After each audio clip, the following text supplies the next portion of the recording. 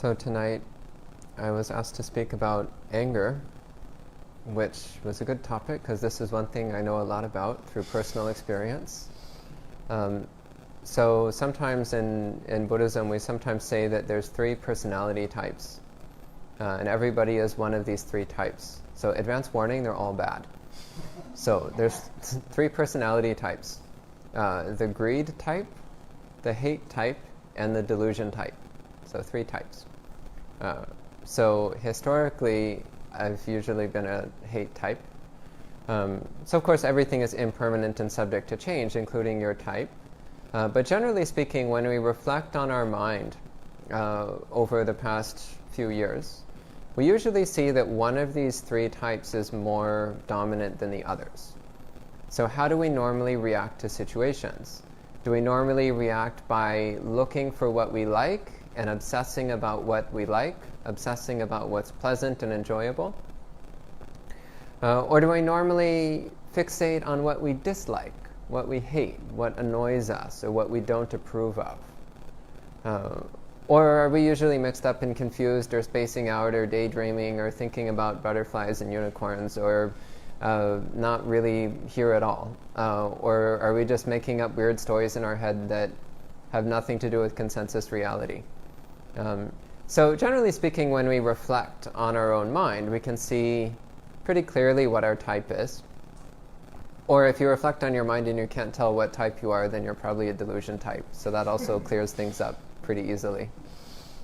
And it's not that any one of these is any better or worse than any other. They're all bad. So the only person who is not any of these types is a fully enlightened being. So a Buddha or an Arahant cannot be defined as a greed type, a hate type, or a delusion type. They're just enlightened. But the rest of us have defilements. So defilements are the flaws and imperfections that we habitually engage in. The destructive emotions, destructive thoughts that we habitually strengthen and participate in. And we do this out of, again, not understanding the true nature of mind, not understanding the path to awakening, not understanding what happiness really is. So through not understanding, what in Pali we call avidya, so avidya literally means not knowing. So no vidya. Vidya means knowledge. So avidya, no knowledge, no understanding. So through not understanding the nature of the mind, through not understanding what true happiness is, we engage in all kinds of defective, flawed ways of thinking and feeling and interacting with the world. And we call these ways defective. We call them defilements or taints or flaws because they cause harm to ourselves, they cause harm to others, and they prevent the arising of wisdom. So one of the primary defilements that we talk about is anger. So anger fits under the aversion category. So broadly speaking, we categorize defilements under 3 major categories. So the greed category, which is any kind of desire-seeking kind of mind. The aversion category, which is any kind of rejecting, disliking kind of mind, and the delusion category, which is that spacey, confused, misunderstanding state of mind. So anger fits under the aversion state of mind. And in fact, the word that I'm translating here as aversion, in Pali it's dosa. Dosa, which interestingly enough also means flaw. But here it has the meaning of aversion. Dosa is also sometimes translated as hatred or as anger. So anger, then, when we look at it more closely, what do we see as its main quality? Its main quality is aversion. Its main quality is a disliking or a rejecting of something. of a judging of something as being inappropriate or flawed or wrong. And part of what makes it so challenging to work with anger is that often that judgment is correct. Like somebody does something harsh or rude to us, and we recognize that was harsh. Harshness is unwholesome. Harshness is inappropriate. So there's actually a correct judgment there in that we are recognizing this is not right. Or in the case of injustice, like maybe you hear about religious persecution, like a minority religion being unfairly persecuted by a government in another country. And you think, oh, that's not right. That's evil. That's inappropriate. That shouldn't be happening. So that's a correct judgment. That's actually a manifestation of wisdom. So knowing right and wrong, knowing wholesome and unwholesome, knowing good and evil. That's a function of wisdom. So that's correct. But then we make the mistake of getting angry about it. We make the mistake of being angry at the people who are doing it, or angry at the situation, or angry at the social structures that allow it to happen. And we don't recognize that this is an error, that anger is itself unwholesome, is itself harmful, is itself destructive, and that it's not a necessary step in the process of knowing right and wrong. So for example, a Buddha can know that something is unwholesome, but would not be angry about it. A Buddha can see somebody doing something harmful, but a Buddha would not be angry at that person. In fact, if anything, a Buddha would feel compassion for them. He would recognize this person is causing suffering for themselves and others. So a Buddha would feel compassion, recognizing that this being is suffering. And so a Buddha would wish for them to be free of that suffering. So that's not an attitude of anger. It's an attitude of wisdom and compassion. So the wisdom of knowing that the action being done is unwholesome, harmful, and knowing that it's causing suffering, combined with the compassion of wishing for that person to be free of that suffering, wishing for that person to be happy and wise. So I've jumped directly to a very sticky point in talking about anger, because it's quite clear that anger is unwholesome. It's quite clear that it's harmful and destructive. So when we look at the mind state of anger, when anger is present, when we examine it and look at it, then we can see immediately that it's an unpleasant, unhappy state of mind. It's a disturbed, agitated, awkward, painful experience to be angry. There is a certain pleasantness there. So the Buddha calls anger the honeyed tip with the poisoned root, which I find deliciously evocative. So just think of a plant, and the part that you can see is sweet, it's delicious, but the root is poisonous. So you pull it up and you eat it, and you take those first few bites and you're like, oh, I love this, so nice. But then you feel sick. That's what anger is like. You're like, oh, I hate this person so much. I'm so pissed at them. And then you feel sick because you poisoned your own mind. So that's exactly what we're doing when we engage in anger, when we participate in the activity of anger. We're latching on to that sweetness on the surface of anger. But then we're poisoning our own mind. We're hurting our own mind. Another simile the Buddha uses with anger is fire. So the Buddha called greed, hatred, and delusion the three fires. So in later Buddhist tradition, they've come to be called the three poisons as well, which is, again, like the simile of the poisoned root. It's a perfectly valid way of talking about it.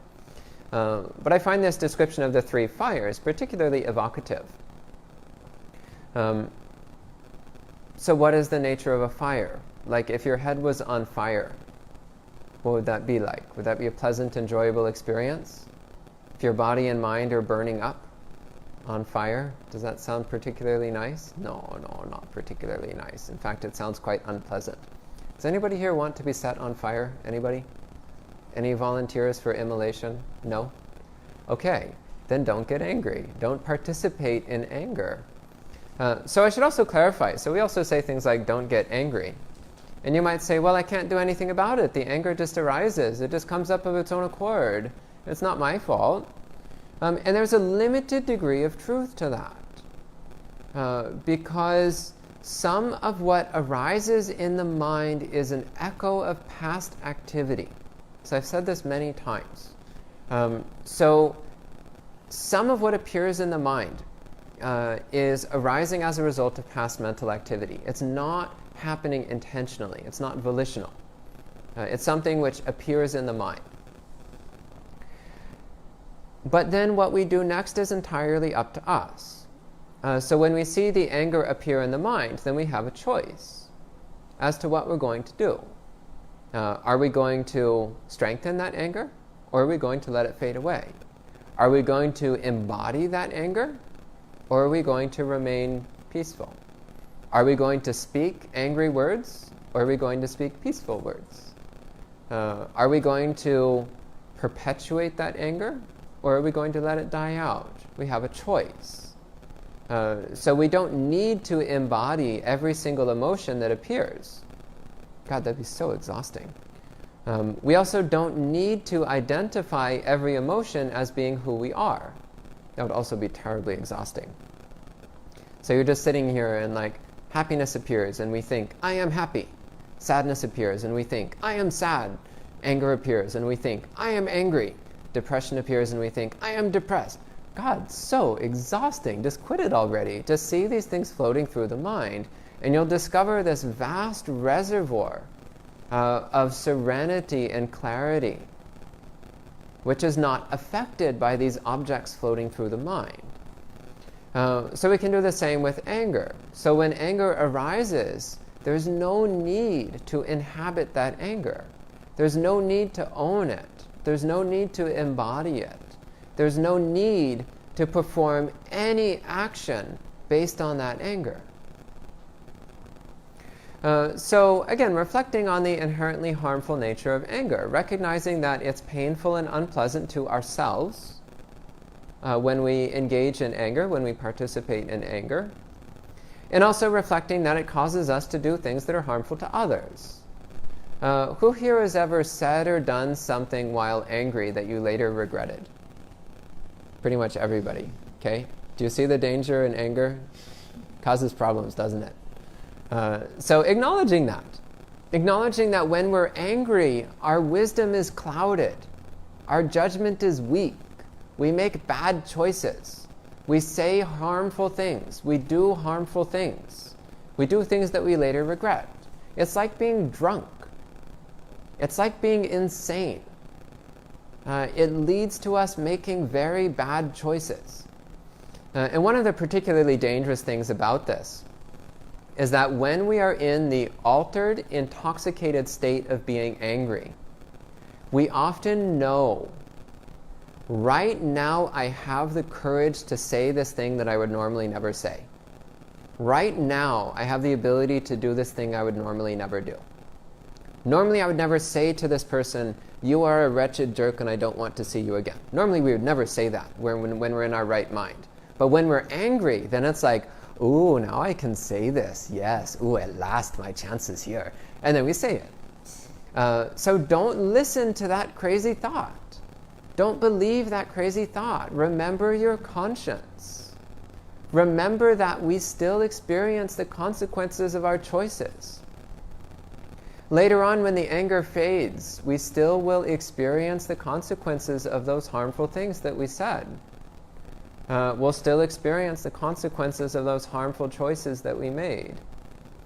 So reflecting on the danger of anger, the danger of allowing anger to obsess the mind, allowing anger to dominate the mind. We don't want to give anger any foothold in the mind at all. So again, we can see this pretty clearly with the ordinary kind of anger. Like anybody here actually drive? Only one person. Okay, I guess I can't make driving analogies. I should have learned that by now. 3 years in New York City, and I still try to make driving analogies.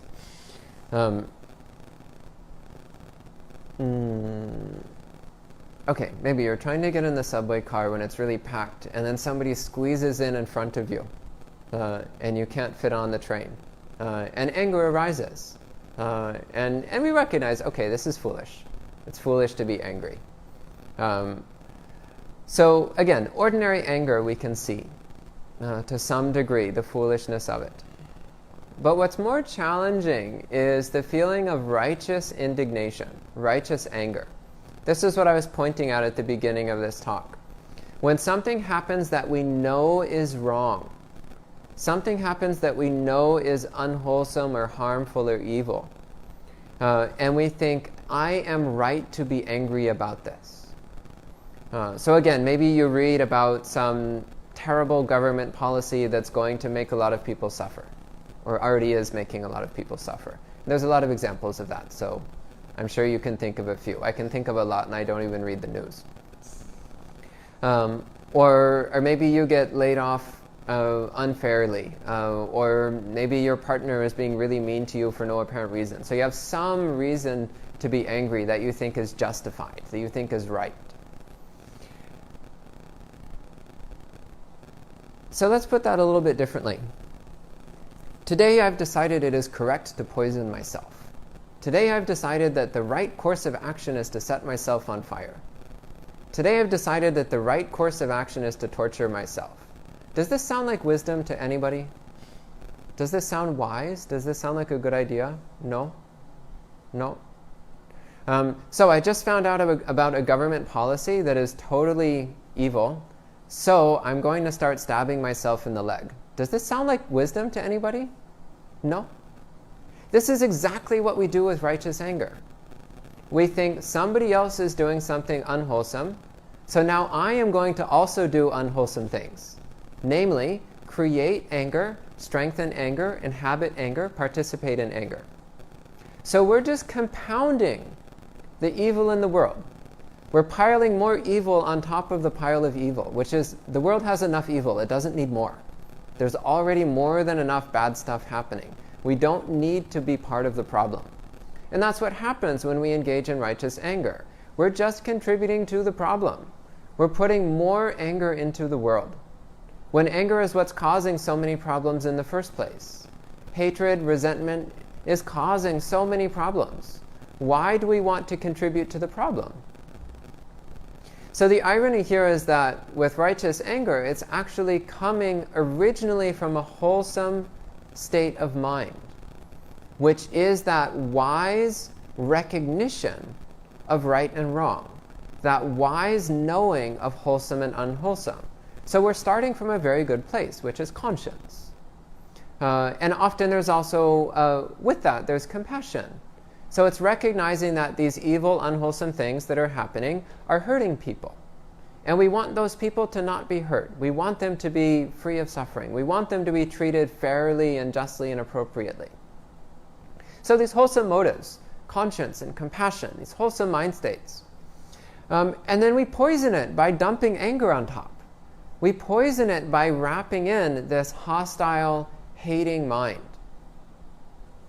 We poison it by building up in ourselves the same destructive emotions that led to the very thing that we despise, that led to the very thing that we find inappropriate, that caused it in the first place. And we can see this. We can see how caught up in righteous anger, caught up in righteous indignation, we make exactly the same foolish choices that we make in any other state of anger. Not only are we making ourselves miserable, but then we engage in speech that is hostile, speech that is unkind, speech that is inconsiderate, instead of speech that is loving and thoughtful and caring. We engage in activities that are hostile and harmful and damaging, instead of activities that are uplifting, that are peaceful, that are serene. And we also give a bad name to our own cause. It's like, I believe the world should be free of angry people. Well, Does that make any sense? To be angrily demanding that the world be free of anger? To be hating the people who are hating? No, it's just it's making ourselves part of the problem. So it's important to recognize that, to look really closely at any time we try to justify anger. So in Buddhism, there's no such thing as justifiable anger. It's all unjustifiable. It's all unjustified. It's all unrighteous. There is no righteous anger. There is only unrighteous anger. It's all unrighteous. There is no righteous indignation. There is only unrighteous indignation. So just being really clear on this. But also being very clear that this does not undercut our wisdom. This does not undercut our ability to know right and wrong. You can still know that something is wrong without being angry about it. Instead, you can choose from a place of kindness and compassion to try to enact a solution. From a place of genuine kindness and concern for the beings harmed by these unwholesome actions, you can try to do something about it. So Buddhism does not advocate inaction.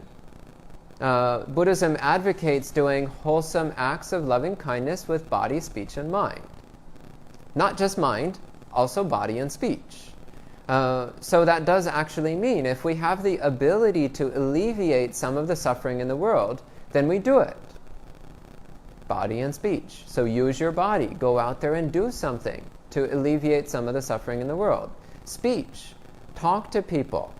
Talk to people who can join you in your cause of trying to bring more goodness into the world. And of course, mind. It always starts with mind. It always starts with cultivating loving kindness and compassion within our own mind, of cultivating self-awareness and self-restraint within our own mind. But not staying just with the development of mind, recognizing that the development of mind must be accompanied by development of body and speech.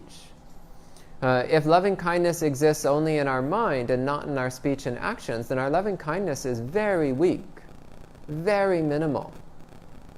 If compassion is only in our mind and it's not reflected in our actions and our words, then we don't have very much compassion. Better than nothing. But there's a lot more to be done. And also what we tend to find is that as we engage in actions and speech based on loving kindness and compassion, that then those become much stronger in our mind. It becomes that much easier to develop and maintain an anger-free mind, a mind with no anger, with no hatred, with no aversion, with no hostility.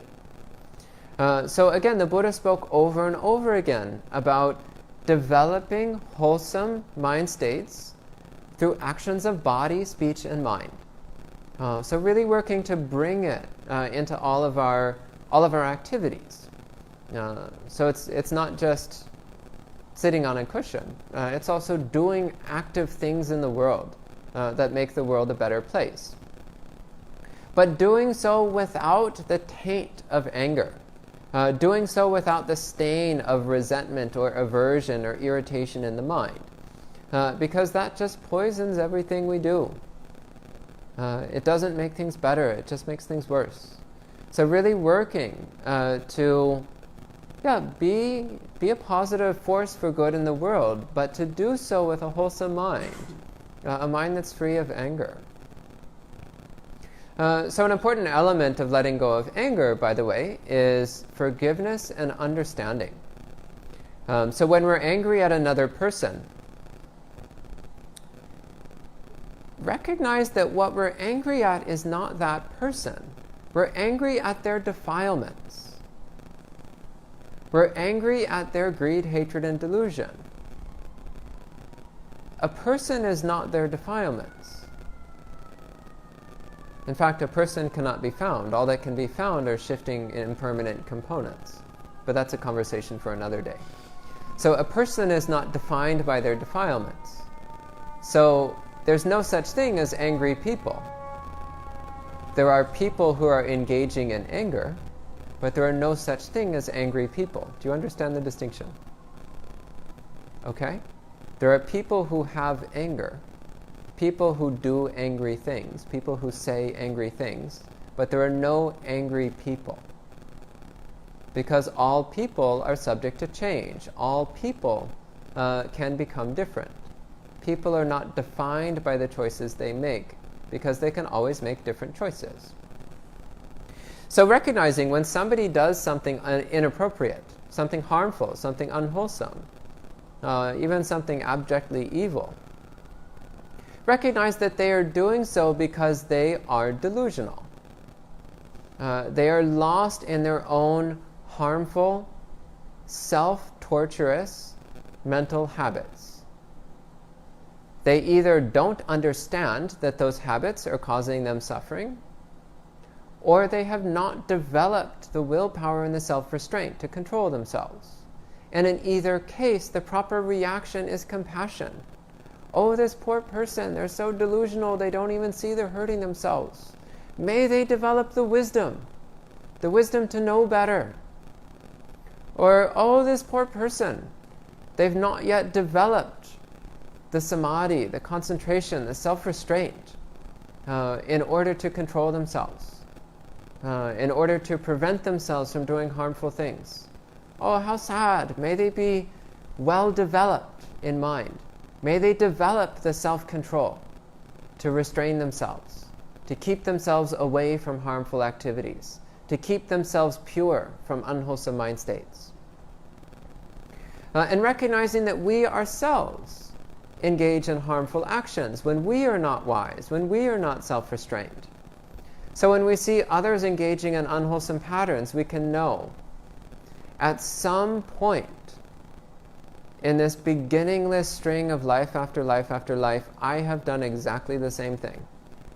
I was in exactly the same delusional, defiled state of mind as that person. I made exactly the same mistake as they did. So I recognize where they are, because it's not different from where I was. I have made the same mistakes, and if I don't purify my mind, I will make those mistakes again. So it also reminds us to work on our own practice. When we see others engaging in inappropriate, unwholesome conduct, it reminds us that if we're not careful, we'll do the same things. We've done it in the past. We can do it in the future if we don't work on our practice, if we don't develop our own morality, our own concentration, and our own wisdom, then we'll wind up in the same situation again. So developing this understanding, forgiving attitude, both towards others and towards ourselves, and strengthening our resolve, strengthening our determination to continually purify our own minds, and to do what we can to help others, to do what we can to assist others in the path. This is another thing that the Buddha spoke about over and over again, all throughout the suttas, the importance of helping others. To not just purify our own minds, but also to speak to others in praise of purifying the mind. To do what we can to help others in their own practice of self-development, in their own practice of moving towards awakening, in their own practice of developing wisdom and compassion.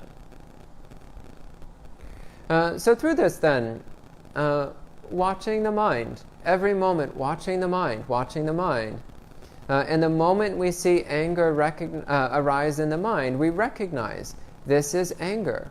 This is not wholesome. There is no justification for this anger. I will not participate. I will not get involved. I will let this anger fade away. And it's also a reminder. My mind is not yet pure. There is more work to be done. I need to make a strong effort to purify my mind. I need to make a strong effort to develop loving kindness, to develop compassion through body, speech, and mind. I need to make a strong determination to develop the concentration and the insight to know the root of anger, to see the underlying foundation which produces anger in the first place. I need to develop the strength of mind to start to tame my subconscious, to start to train my subconscious so that it stops producing anger in the first place. So making that firm resolution. And also knowing that we're going to screw up along the way. That's to be expected. How many times have we screwed up in the past? Countless times. How many times are we going to screw up in the future? Probably a lot. That's okay. As long as we keep strengthening our resolve, as long as we keep our determination, as long as we keep pointing the mind towards awakening, then we'll make fewer and fewer mistakes. We'll learn from our mistakes, and we'll do better, and we'll keep moving forward. Until eventually we can experience a mind which produces no anger at all, a mind which is completely free of all defilements, a mind which is completely peaceful, wise, and loving, a mind which is not obstructed or hindered by any defilements or delusions. So it is possible. Every single one of us has the capability to attain a perfectly pure and wise mind. It isn't easy, but it's possible. So knowing that it's possible, we make that resolution, that determination to move towards that every step of the way. So those are a few words that I have this evening. Any questions or comments? Any thoughts? Yes. Do you feel like it's possible to get to a place where you can stop yourself from feeling anger without being Buddha? Yeah. Is that your... I'm not there. But I get angry a lot less often than I used to, and it's much less intense, and it lasts a much shorter time, and I'm much less likely to make bad choices. So I've seen in myself a lot of improvement by following the Buddha's teachings. So I know it's possible. As for attaining it without becoming a Buddha, yeah. So there's two main maps of the path between a completely untrained person and a fully enlightened person. There's two main maps. So the map we use in the Theravada system is that of the 4 stages of awakening, which is also called the 8 kinds of noble people. The system that we commonly use in the Mahayana is the 10 stages of the Bodhisattva, the 10 Bodhisattva stages. So with both of these, at a certain point, before full awakening, you reach a point where the mind is free of anger, where the mind is irreversibly purified of the tendency towards anger. But it takes a while. So you don't worry about how long it takes, you just work on it. Basically, it's all those moments when you see it arise and you tell yourself no. Just keep doing that. And keep sharpening your awareness so that you catch it sooner and sooner. And eventually you'll see what it's coming from. You'll see the basis which the anger is arising from. And then you can remove the basis. You can uproot the root of anger. But that takes time, it takes effort, it takes resolution. So often what we're working with is, first off, it's cleaning up the stories in our mind. So we have a lot of stories which we use to justify anger. So the first thing is cleaning up those stories by reflecting that anger is never justifiable, it's never appropriate, it's always harmful. So once we've cleaned up those stories, then we work with anger on the level of feeling. So looking at the feeling of anger and recognizing it's poisonous. It's destructive. It blurs wisdom. It's not something that we want in our mind because it inhibits the path. It's counterproductive. It's backsliding. So working with it on the level of feeling, then we start to abandon it more and more. And then we work on it at the level of direct insight. And for this, it's necessary to have very strong samadhi. The mind must be very stable and focused, very bright, alert, and still, to be able to see the foundation from which anger is arising.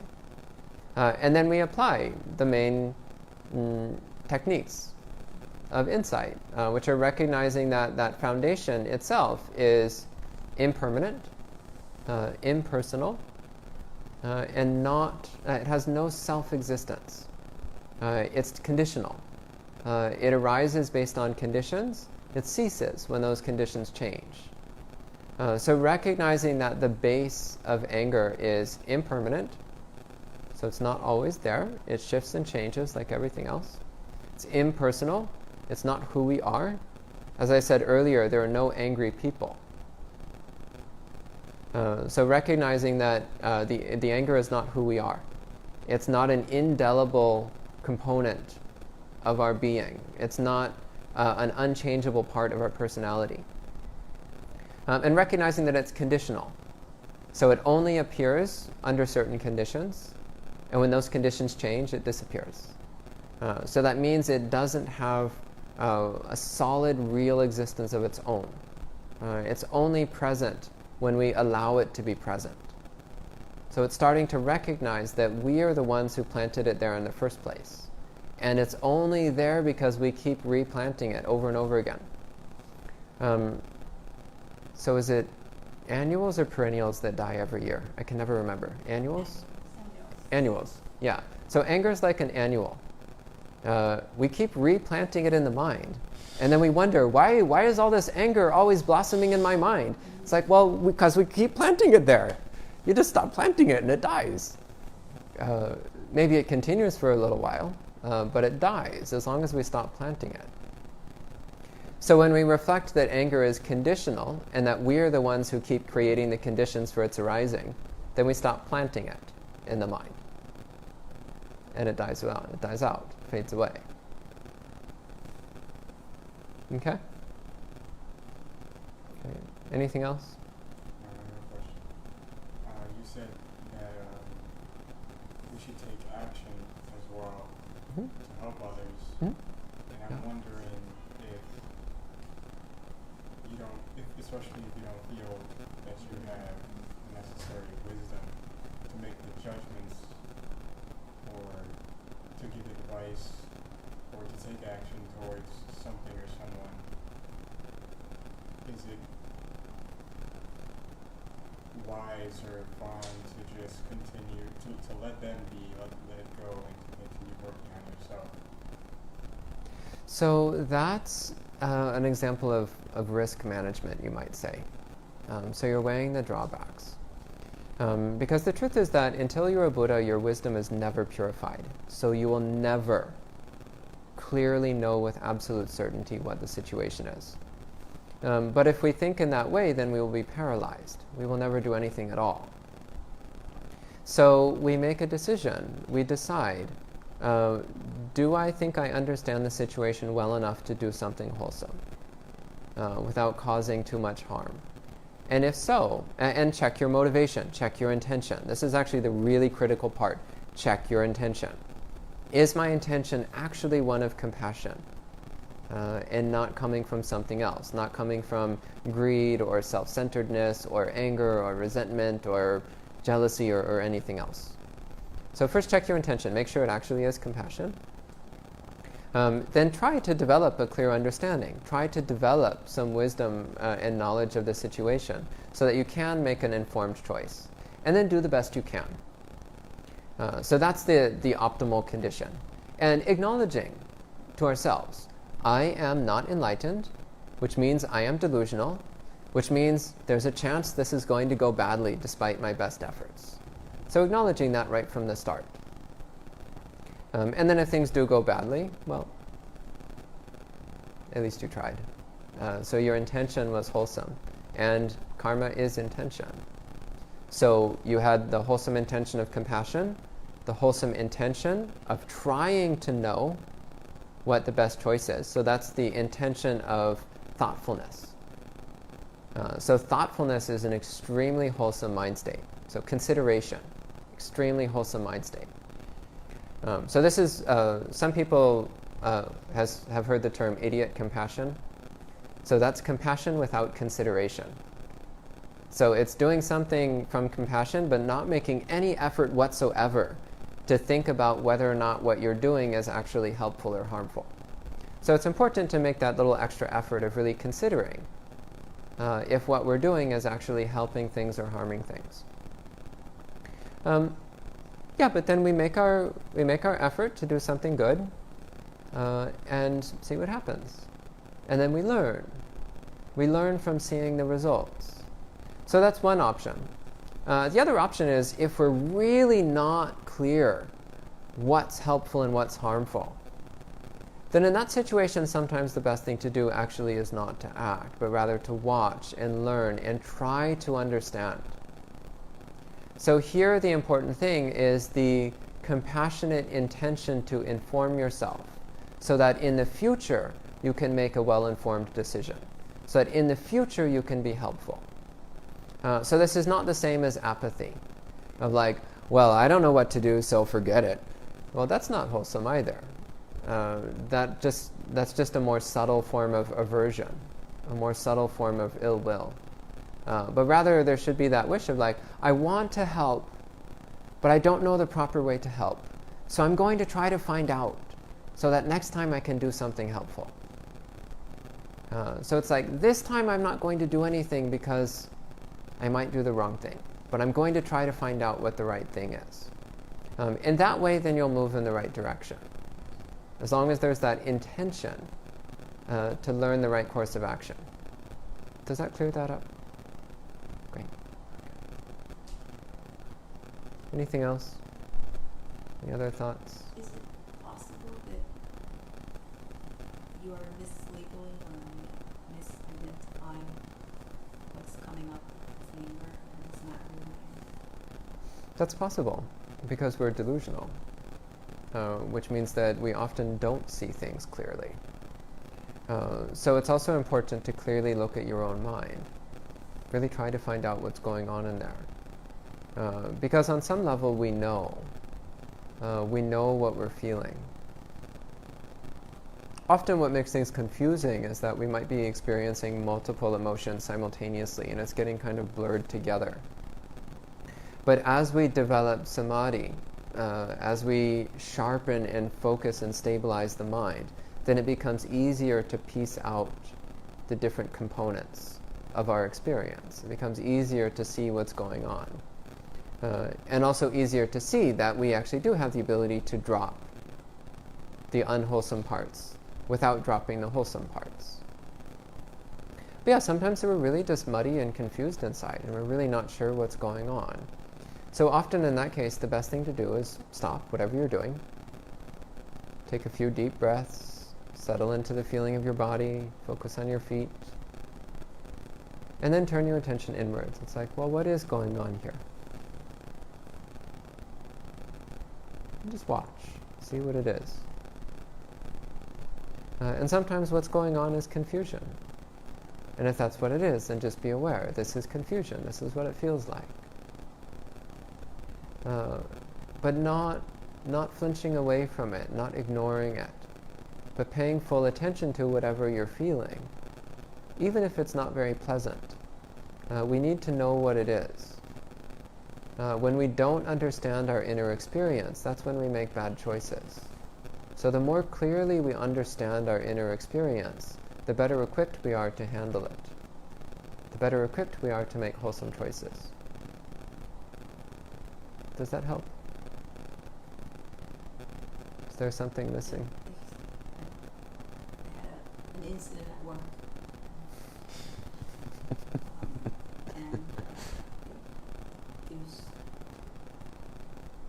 I was reacting in an angry way in my head, and I realized 3 or 4 stories into it that I was out there, so trying to bring my presence, my mind back, and trying to look, like you said, and I realized that it wasn't really anger, but it was actually fear. And it was so solid that my mind was just trying to get away from it Mm, and mm, mm, creating all these scenarios, whatever they are, doesn't matter. mm. And it just, the whole evening was just creating scenarios and trying to come back and creating scenarios and trying to come back. And I was trying to do this to get away from it, or trying to do that, or maybe I could do some metta, or maybe I could do this, or maybe I should have soda, or maybe I should. Like all these options came up, and I was like, you know what? So I just sat down to just read a magazine, just something completely just. Next time, read a Dhamma book. And I felt it little by little easing, and the tightness in my back just little by little, and like in an hour or so, it was like I was a completely different person. Mm. And then I tried to look again, and I was still afraid. The fear was still there, but in a different, little softer. Mm. Yeah, so that's actually a good example, in that a lot of unwholesome mind states kind of blur together at the edges, and often they arise simultaneously. So it can be difficult to tell what is actually going on inside. So we do whatever we need to do in order to get that internal clarity of knowing what's happening. And again, recognizing whatever it is, it's not me. Not me, not mine. So you see that stuff in the mind and you know that's not me. It's not who I am. It doesn't define me. It doesn't control me. So this is quite difficult with strong emotions, but it can be done. And in fact, as we train ourselves with milder emotions, then we start to get the skill to do it with more intense emotions. So just in the course of our practice, if we're practicing sincerely, then that sort of stuff starts to iron itself out. It takes time, of course, but that tends to work itself out in time, as long as we're, again, sincere in our willingness to investigate what's going on. And that means being willing to feel it, whatever it is. If there's anger, be willing to feel it, so you can know what it is. If there's fear, be willing to feel it, so you can know what it is. We have to know what these things are in order to do anything about it. We have to be willing to acknowledge their existence before we can let go of them. So there's one person I know who, every now and then this person gets quite angry. And then with tension and anger and hostility will say, "I'm not angry." And it's like, sure, yeah. Are you sure about that? Of course I don't say these things to this person because that wouldn't help. But it's acknowledging that sometimes that's what we do. We're not willing to face the facts that we're angry. More accurately, we're not willing to face the facts that there is anger arising in the mind.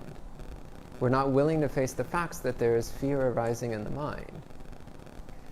So the first thing is acknowledging, yeah, it's here. This is anger right here. But it's not me, it's not permanent, and it doesn't control me. Yeah, this is fear right here. But it's just this much. It's just an object moving through the mind, just like a sound moving through the ear. The sound is not the ear, the sound is a sound. So right now there's fear moving through the mind. Well, fear is not the mind. Fear is fear, the mind is the mind. We are not the fear. The fear is just something moving through the mind. So we start to get some insulation around those things. We recognize that the anger or the fear is just this small object within this vast space of peaceful, serene awareness. It's not our whole world. Sometimes what happens when there's a strong emotion is that we feel like our entire world is fear.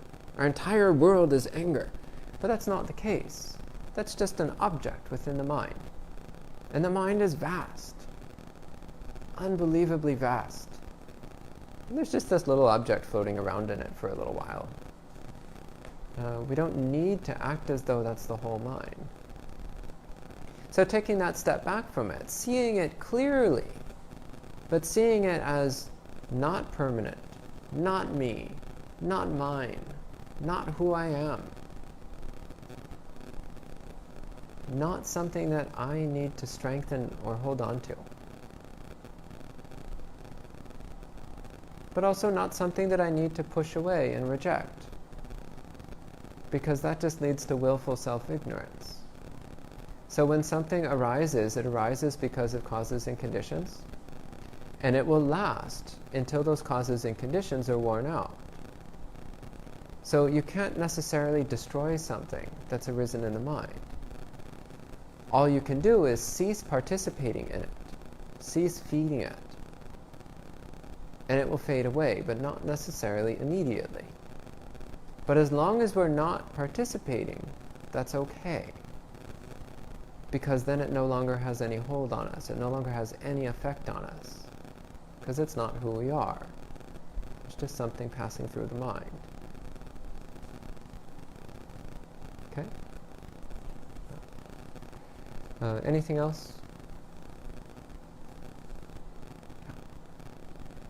If you come to a situation where you see somebody's doing a mistake, and then will it still be considered a wholesome act if you step forward pointing out that person that is doing the mistake? If you know that that's going to make him angry? Yeah, there's actually a sutta about this, where somebody goes to the Buddha. It's actually a prince, Prince Abhaya. So Prince Abhaya goes to the Buddha and says, would you ever say something to somebody that was displeasing? And the Buddha replies, there is no straightforward answer to that question. And then the Buddha goes into more description. So the prince had a child with him. He had a baby. And the Buddha said, do you love that child? And the prince says, of course I do. And the Buddha says, well, what would you do if that child put a stone or a stick in its mouth? And the prince said, well, I would take it out. And the Buddha said, well, what if you couldn't get it out easily? And the prince said, well, then I would pin the child down and I would force its mouth open and I would dig in there with my hand and pull out the stone or the stick. Even if it hurt the child, I would pull out the stone or the stick because I care about this child. And the Buddha says in the same way, sometimes out of compassion, he will say things to somebody that is displeasing to that person. That said, the Buddha also gives some very pointed, specific advice about when to admonish, how to criticize somebody in a wholesome way. So he gives 5 things to reflect. We actually chant this every morning at our monastery because it's really important. If you're going to criticize somebody, it should be done properly, or else we just make things worse. First off, ask yourself, is it true? Second, consider, is it beneficial? In the sense that, is this going to help this person become a better person? Third, is it the right time? We have a saying in monasteries, never criticize somebody right before lunch. So that's a great example of the wrong time. So being sensitive. Another example is, generally speaking, don't criticize somebody in front of a group of their friends. That's usually a bad time as well. So being careful that it's a time when what you're saying is going to be received as best as possible, when a person is likely to be receptive to what you have to say.